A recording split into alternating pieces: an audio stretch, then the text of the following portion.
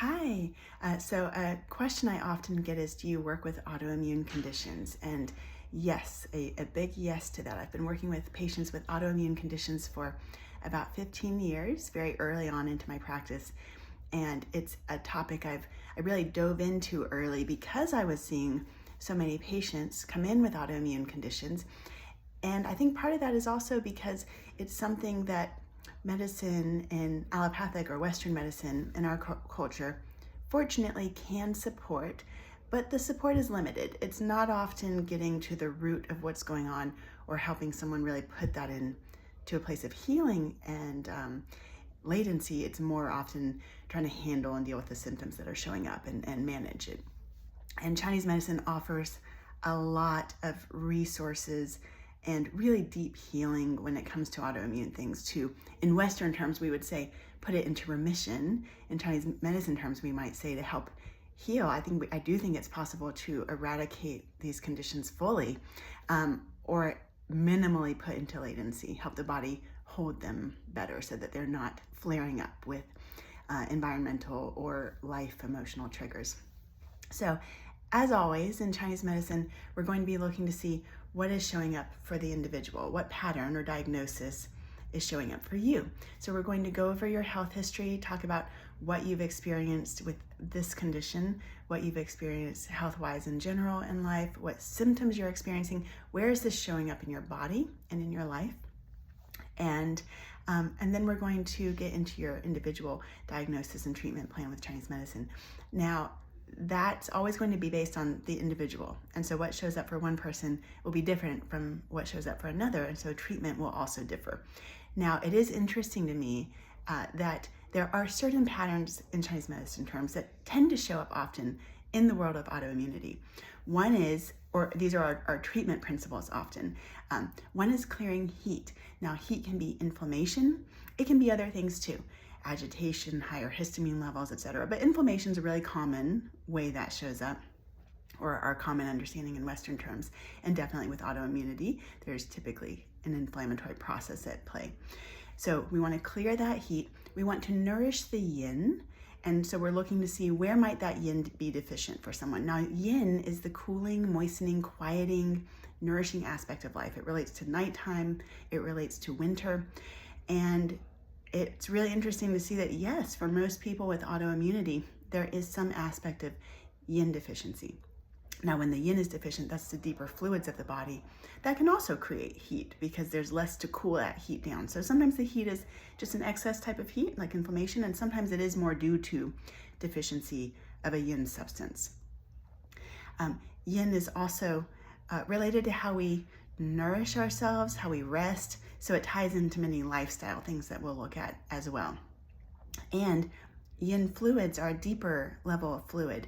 And fluids are really interesting in autoimmunity because we often see joint issues where the synovial fluid of the joints might be impacted, cerebrospinal fluid that can relate to hormones, anything that's tied into fats basically. And when those fluids are deficient, they're unable to hold a pathogen in latency as well. And that's where we tend to start getting more flares. So that's why also yin declines over time as we age naturally. Now we can do things to supplement that, but that also ties into why many autoimmune conditions may show up later in life and not immediately upon impact, say, depending on what the cause of it is. And then we look to see where is there blood stagnation. Now, blood stagnation relates to pain. Most often we're talking about physical pain with that. So with your autoimmune condition, if you're experiencing pain in some part of the body, we want to see where's that showing up, as well as what organ system or channel system is involved in that blood stagnation for you, because it can come from different places. So that can be physical pain. So hopefully we get you feeling a lot better. That can be helping circulation as well, so that you're feeling healthier, feeling more vitality, feeling able to move more easily and get out into the world. It can also be emotional stagnation. The blood holds the emotions. And so if blood is stagnating, that can relate to emotions as well, feeling more stagnated emotionally, or it could be coming from an emotional cause of there being some stagnation. So those are common treatment principles or diagnosis aspects that we'll look for in an individual. But of course, depending on the person, different things can show up, such as digestive weakness. That might be under the term of spleen qi deficiency in Chinese medicine terms, or kidney deficiency if there's more of a genetic link, that kind of thing. Now, with autoimmunity, it's also really important to dive into lifestyle things that you have control over, and I want to empower you to make healthy shifts for yourself in your day-to-day life. And that definitely involves, how are you nourishing yourself? What's your quality of rest? How's your sleep? Looking at stress reduction, which has a tremendous impact on autoimmunity. And it's not just because it's in your mind, it's because when stress is really high, that does tend to increase inflammation for us. That impacts hormones. It has a really direct physical impact on the body. So we're going to look at, what can you be doing in your daily life to better take care of you and fulfill your needs? What can you be doing, whether it's mindfulness or other things you enjoy, to de-escalate the nervous system so that you can feel safe in your body and in your life? Diet, foods you're eating are really important there too, because foods can often be inflammatory for someone. Now that can vary person to person, so it doesn't mean you have to give up everything, but it's something that if you're ready, we can explore to come up with a list of things that could be contributing to inflammation and talk about different options for you so that you're still able to enjoy eating, but hopefully calm down inflammation from a dietary perspective.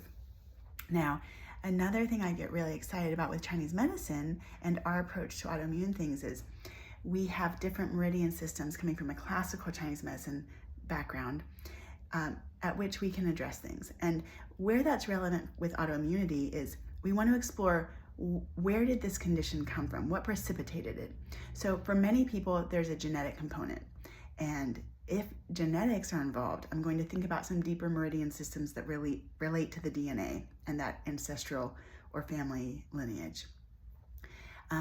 Often a virus, an external virus that wasn't resolved fully by the body, and the body tried to hold it in latency, but then is starting to struggle with that as time goes by, or as one's resources are kind of diminished just by going through life in general.